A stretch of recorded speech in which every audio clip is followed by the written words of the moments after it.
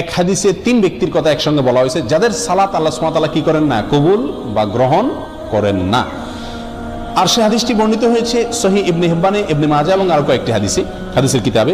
নবী আলাইহিস সালাতু ওয়াস সালাম বলেছেন, সালাসাতুন লা তারতাফিউ সালাতুহুম ফাওকা রুউসিহিম শিবরা।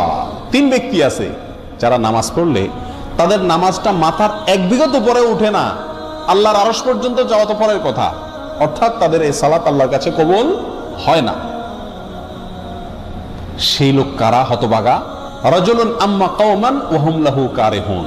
এক নম্বর হলেন ওই ব্যক্তি যে ব্যক্তি কোন এলাকার মানুষের মসজিদের ইমাম, তিনি ইমামতি করেন অথচ মুসল্লিরা তার উপরে অসন্তুষ্ট। অসন্তুষ্ট বলতে ন্যায়সঙ্গত কারণে অসন্তুষ্ট। আজকাল তো হুজুররা চলা একটু বাঁকা হইলেও পাবলিক বলে না হুজুর পছন্দ না।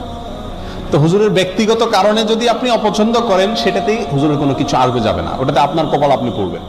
কিন্তু যদি যুক্তিসঙ্গত কারণে লোকটা বেদাতি, লোকটা খারাপ মানুষ, লোকটার ভিতরে কোনো বদভ্যাস আছে, সেই কারণে যদি পাবলিক তার প্রতি অসন্তুষ্ট থাকে, তাহলে এই ব্যক্তি জেনে শুনিও পাবলিক আমার উপর অসন্তুষ্ট, আমার কোনো চরিত্রের দোষের কারণে, তারপরেও সেই ইমামতির আসন ধরে আছে, আঁকড়ে আছে, তো এই ব্যক্তির ব্যাপারে এই কথা আসছে যে তার সালাত তার মাথার এক বিঘত উপরেও উঠে না, অর্থাৎ আল্লাহর কাছে কবুল হয় না। নাম্বার 2, ওয়ামরাআতুন বাতাত ওয়া যাওজুহা আলাইহা সাখিত। ওই মহিলা যিনি সারাটি রাত কাটিয়ে দিলেন অথচ সারা রাত তার স্বামী তার উপর অসন্তুষ্ট।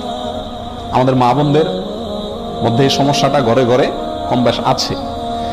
স্বামী স্ত্রী ঝগড়া লাগবেই, এটা চিরন্তন বিষয়। নবী আলাইহিস সালামের মতো মানুষ, তার সঙ্গে উম্মাহাতুল মুমিনিন রাদিয়াল্লাহু তাআলা আনহাদের সাথেও মনোমালিন্য তৈরি হয়েছে। নবী আলাইহিস সালাম রাগ করে মসজিদে যান নাই, বাসায় যান নাই, মসজিদে শুয়ে রয়েছেন। ওমর রাদিয়াল্লাহু তাআলা এসে মধ্যস্থতা করে মিলিয়ে দিয়েছেন। এই ঘটনা ঘটছে।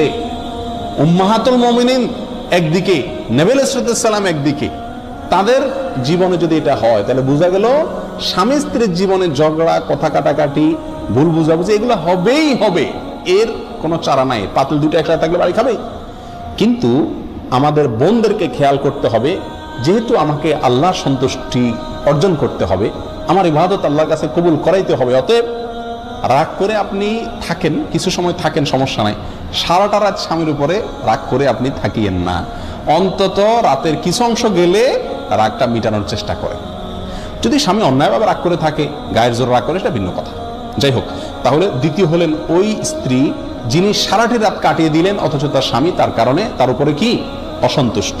যদি স্বামী অন্যায়ভাবে অসন্তুষ্ট হয় এবং তাকে সন্তুষ্ট করার কোনো জায়গা না থাকে, গোয়ার টাইপের হয়, তাহলে ভিন্ন কথা। 3 নম্বর, আব্দুল আবেক, ওই গোলাম বা কৃতদাস যে মালিক থেকে পালিয়ে গেছে অনুমতি ছাড়া, কোনো তার সাথে চুক্তি ছাড়া তার থেকে পালিয়ে গেছে। কোন কোন বর্ণনা আসছে ওই দুই ভাই, যেই দুই ভাই নিজেদের মধ্যে মারামারি বা কাটাকাটিতে লিপ্ত।